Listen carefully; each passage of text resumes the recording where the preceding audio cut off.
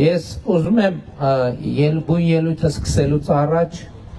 եւս մեկ անգամ խստորեն դատապարտել Փարաքար խոշորացված համայնքի ղեկավարի սպանությունը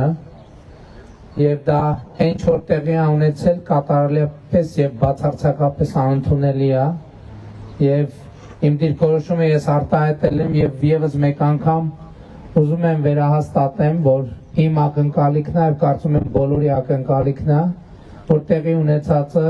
համոզիչ եւ ամբողջական կերպով բացահայտվի եւ բոլոր մեղավորները բացահայտվեն եւ արժանանան համապատասխան պատասխանատվության։ Հայաստանի Հանրապետության օրենսդրությամբ նախատեսված, որովհետեւ դա մեր պատկերացումը չէ եւ չի կարող լինել Հայաստանի Հանրապետության մասին եւ նման գործելակերպը իրավապահ համակարգի եւ պետական համակարգի հստակ եւ տարընթերցումների տեղ չտվող դիրքորոշումներով պետքա բացառվի։ Հավանիչ տեսանյութը եւ բաժանորդագրվիչ նորությունները բաց չթողնելու համար։